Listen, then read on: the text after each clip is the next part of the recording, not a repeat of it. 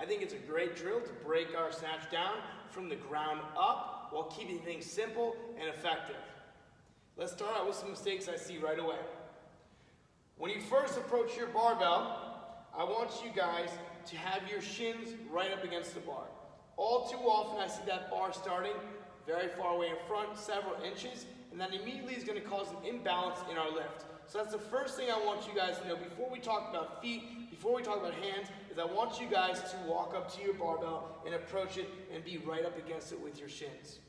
Now from there, my feet are right about hip width. I find that this is a pretty good basis position for everybody to start with, is feet hip width. Most people can get into a position like that.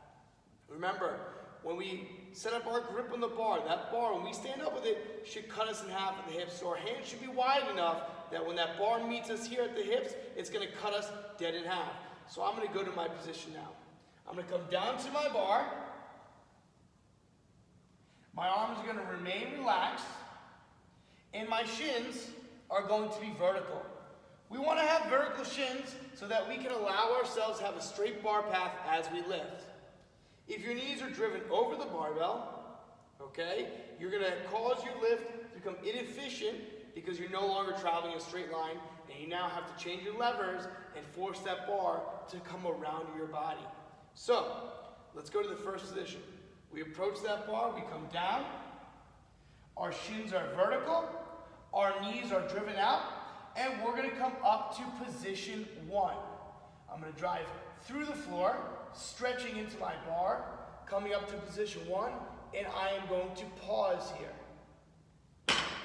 If you noticed, my chest remained over the bar, my wrist and elbow remained below my shoulder, and my hips and chest rose together. Shins remain straight. That's your 1 position, which is right below your kneecap. So, from there we'll continue to our 2 position. We're going to go 1, and then 2. Not much of a change, except for the fact that we stood up a little bit further.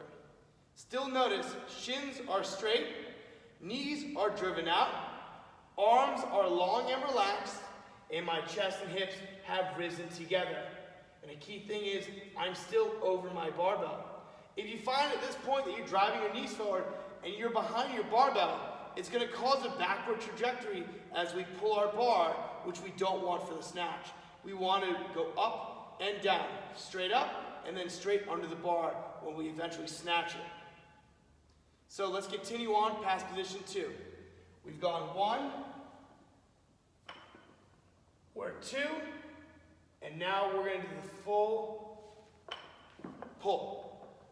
If you noticed, shins are straight, knees are driven out, bar comes to the second position. I'm patient, I'm patient, I'm patient, and I extend. Okay? While I'm extending, I'm imagining that I'm over my barbell, allowing me to keep a very straight bar path and keep that bar close to my body. Let's watch it again.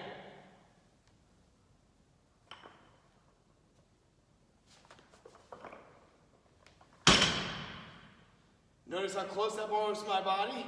You want to imagine that bar is actually going to hit your shirt the entire way up. Now let's talk about acceleration.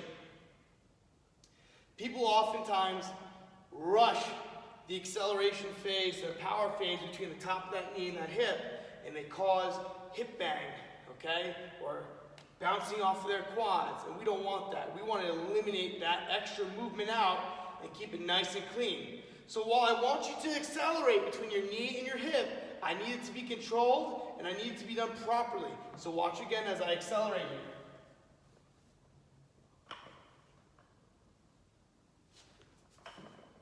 If you notice, my hips met the bar, but that bar remained nice and vertical.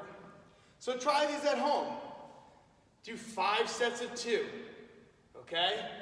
Do 6 sets of 2, whatever you want. It's a great drill to enhance your snatch for when we come back and actually get to play around with the ball.